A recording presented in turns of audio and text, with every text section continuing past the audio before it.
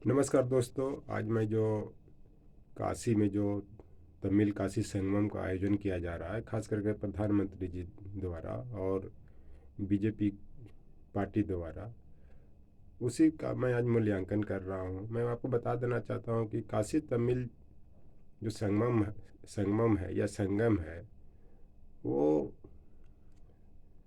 आप इसको मध्यकालीन में भी देख सकते हैं। जो वहाँ पे जो कुछ दिन पहले प्राचीन काल के जो लास्ट में जो वहाँ पे जो संगम शुरू हुआ था जो मदुरई में, वहाँ पे विद्वानों की जमावड़ा होती थी। विद्वान एकत्रित होते थे। लेकिन जो काशी में जो एकत्रित हो रहे हैं वो सब पॉलिटिशियन हैं, राजनीतिज्ञ हैं। और यहाँ पे जो जो मदुरई के संगम का उद्देश्य था, वहाँ पे था कि जोड़ने की बात होती थी, धर्म की बात होती थी, जीवन संघर्ष की बात होती थी। लेकिन काशी में जो सम्मेलन का आयोजन किया गया उसका उद्देश्य सत्ता प्राप्ति करना। और ख़ास करके ये बीजेपी को एहसास हो गई है कि दक्षिण में एमपी के इलेक्शन में उनकी सीटों की संख्या बढ़ाना है, क्योंकि उत्तर भारत में सीटों की संख्या कम हो रही है और होगा भी। लेकिन मुझे नहीं लग रहा है कि इसके करने से दक्षिण में इनका सीट बढ़ेगा, क्योंकि कर्नाटक में भी इनका कमेगा, तमिलनाडु में भी कमेगा। लेकिन ये चाह रहे हैं कि मान लिया जाए कि जयललिता अब नहीं रही या करुणानिधि नहीं रहे तो इनका सीट की संख्या बढ़ेगा। लेकिन मुझे नहीं लग रहा है बढ़ेगा। खास करके इनका जो EWS का जो रिजर्वेशन का जो इशूज है, और इस तरह से जो बहुत तरह से असमय लॉकडाउन, बेरोजगारी, गरीबी, भूखमरी, सांप्रदायिक दंगा, ये सब से लेकर के इनको पूरे भारत में सीट कमेगी। और इनको जो लग रहा था कि तेलंगाना में भी जो 7 MP इनका जीत चुके हैं, वहाँ भी मुझे कमेगा, केरल में भी कमेगा, कर्नाटक में भी मुझे लग रहा है इनको सीटों की संख्या कमने की संभावना है। जो खास करके स्कॉर्पियो उसको जो क्या बोलते हैं, हिजाब उजाब को लेकर के, तो मुझे नहीं लग रहा है कि वहाँ पे इनको सीटों की संख्या बढ़ेगी। और ख़ास करके जो ये गंगा नदी के पास जो आयोजित किया जा रहा है, जो बनारस शहर जो गंगा नदी के किनारे बसा हुआ है, तो गंगा एक पवित्र नदी है। और गंगा के पवित्रता इससे है कि जब ये गोमुख से निकलती है तो ये बंगाल के खाड़ी तक जो भी इसके क्षेत्र में जो राज्य आते हैं, मान लिया जाए कि उत्तराखंड, उत्तर प्रदेश, बिहार, झारखंड, पश्चिम बंगाल होते हुए जितने गंदगी हैं इस गंगा में आती है, या जो भी छोटी छोटी जो नदियाँ अपनी गंदगी को प्रवाह करके गंगा में लाती है, उसको अंततः समुद्र में गिरा देती है। लेकिन आज के संदर्भ में प्रधानमंत्री जो देश में जो गंदगी व्याप्त है, जो मान लिया जाए कि गंदगी का जो बहुत सा रूप है, मान लिया जाए कि सांप्रदायिक सौहार्द गड़बड़ाया हुआ है, उसके बाद दंगा फसाद हो रहा है, मॉब लिंचिंग हो रहा है, तो ये सब जो गंदगी को ये दूर नहीं कर पा रहे हैं। दूसरी चीज़ की जो ये गंगा को प्रदूषण मुक्त करने की बात कर रहे हैं, इनमें इनको इसमें बहुत काफ़ी सफलताएं मिली है। लेकिन ये जो देश में तरह तरह के जो प्रदूषण व्याप्त हैं, जो डर का भय पैदा हो गया लोगों में,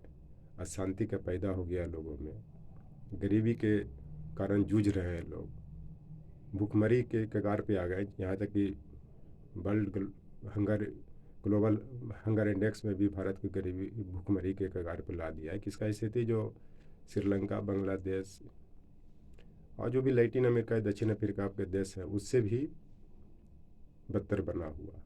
तो इस तरह के प्रदूषण को किस तरह से मुक्त करेंगे और इसको कैसे दूर करेंगे, ये तो समय बताएगा।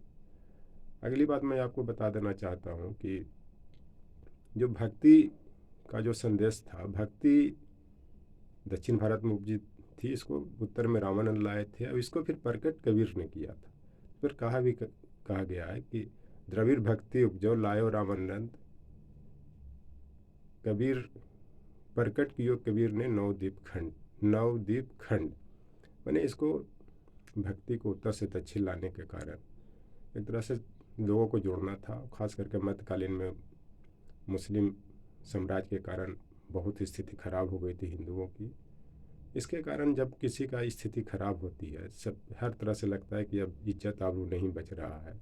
भुखमरी, बेरोजगारी तो एक अलग पहलू हो सकता है, लेकिन जब इज्जत आबरू पर आँच आने लगती है तो लोग फिर भगवान को प्रार्थना करते हैं। तो उसी को ले करके दक्षिण से लेकर के रामानंद उत्तर में आए, उसको कबीर जी ने प्रकट किया, जो काशी के से इनका संबंध रहा है, बनारस से संबंध रहा है। ये सब कारण भी यहाँ पे इनको जो काशी तमिल संगमम को आयोजन करने का हो सकता है, कबीर को प्रतीक बना सकते हैं, दलित वोट पाने का प्रयास कर सकते हैं। लेकिन मैं आपको बता देना चाहता हूँ कि कबीर का व्यक्तित्व अक्खड़ था, साहसी था, संघर्षशील थे। जो भी बोलते थे बेबाक बोलते थे, जो भी बोलते बेबाक बोलते थे, बेबाक करते थे। किसी से भी उनको डर नहीं था। लेकिन आज के डेट में जो भी व्यक्ति है कहीं न कहीं डरा हुआ है, चाहे वो सीबीआई के कारण, ईडी के कारण, मॉब लिंचिंग के कारण।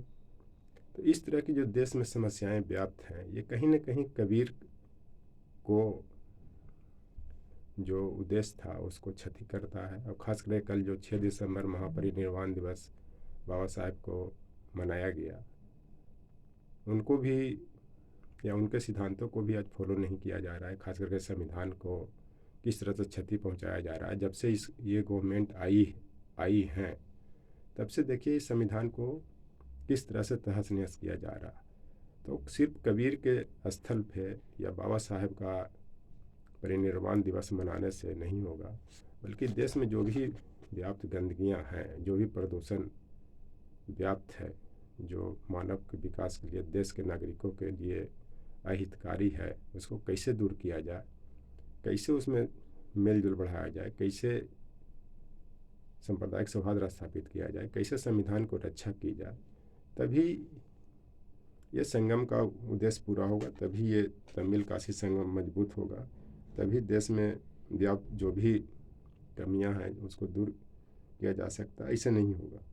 और जहाँ तक इसको राजनीति से जोड़ने की बात रही है, तो मध्यकाल में जो भी संत साधु हुए, विद्वान हुए, वो सब ने सांप्रदायिक सौहार्द स्थापित करने की बात की, सब में एकता स्थापित करने की बात की, देश की राष्ट्रीय एकता अखंडता को मजबूत करने की बात की। उसी चीज़ को लेकर के आधुनिक काल में, ब्रिटिश काल में जो भी पढ़े लिखे विद्वान हुए, कवि हुए, चाहे मैथिली शरण गुप्त हो, रामधारी से दिनकर हो, या और इस तरह से सुंदरानंद पंत हो, माधवी वर्मा हो, वो चूँकि डायरेक्ट रूप से शासक से नहीं लड़ सकते थे, ब्रिटिश शासन से नहीं लड़ सकते थे, उन्होंने कविता के माध्यम से, संगीतकार ने संगीत के माध्यम से, और जो भी विद्वान थे वो अपनी विद्वता के माध्यम से अप्रत्यक्ष रूप से ब्रिटिश सरकार से लोहा लिया। उसी प्रकार मध्यकालीन में भी कभी डायरेक्ट शासक से नहीं लड़ सकते थे। खास करके मुस्लिम शासक औरंगजेब थे, शाहजहाँ से बहुत तनाज़ थे, तो उन्होंने कहीं न कहीं प्रतीक के रूप में अपना कविता को, अपना विद्वता को प्रतीक बनाया। ये सिर्फ हिंदू कवि या नहीं थे, चाहे रामानंद कबीर हो या फिर और कोई, बल्कि रसखान रहीम भी थे, वो भी निष्पक्ष थे, लेकिन वो मजबूर रहते थे, अपने शासक के से लाचार रहते थे, तो उन्होंने संगीत के माध्यम से, अपनी कविता के माध्यम से देश में सांप्रदायिक सौहार्द स्थापित करने की बात की, और लोगों में संगम बढ़ाने की बात की, जोड़ने का काम किया, तोड़ने का बात नहीं किया। लेकिन आज के समय में जो क्या हो रहा है देश में, नहीं हो रहा है। ये काशी तमिल संगमम से इनको कितना राजनीतिक फ़ायदा मिलेगा, वो अब समय बताएगा। दूसरी चीज़ है कि इस पर एक शेर भी कहा गया है कि रेगिस्तान से दुनिया में जंगल ढूंढ रहे हैं, मूर्ख है दिल्ली से दूर जाके दिल ढूंढ रहे हैं। मैंने मेरा कहने का मतलब है कि अगर रेगिस्तान की दुनिया में अगर आप जंगल ढूंढ रहे हैं, तो रेगिस्तान में जंगल नहीं हो सकता। उसी तरह से आप दिल्ली से दूर जाकर के दिल ढूंढ रहे हैं, तब आप दिल नहीं पा सकते। मेरा कहने का मतलब कि दिल्ली दिलों का शहर कहा जा सकता है। दिलों का शहर कहने का मतलब ये कि पूरा देश का दिल है, यहाँ देश की राजधानी है, यहीं से देश की शासन चलती है, यहीं से देश की शासन सांप्रदायिक सौहार्द स्थापित करती है, राष्ट्रीय एकता अखंडता को मजबूत करती है। इस चलते इस देश को रेगिस्तान का दुनिया बनाने का प्रयास नहीं किया जाए, बल्कि दिल्ली का दिल बनाने का प्रयास किया जाए, और सबको दिल में अपनत्व की भावना पैदा किया जाए, सब में अपनापन हो, डर भय खत्म हो, लोग डर महसूस नहीं करें, तभी तमिल कासिम संगमम का उद्देश्य पूरा होगा। नहीं तो नहीं। Thank you.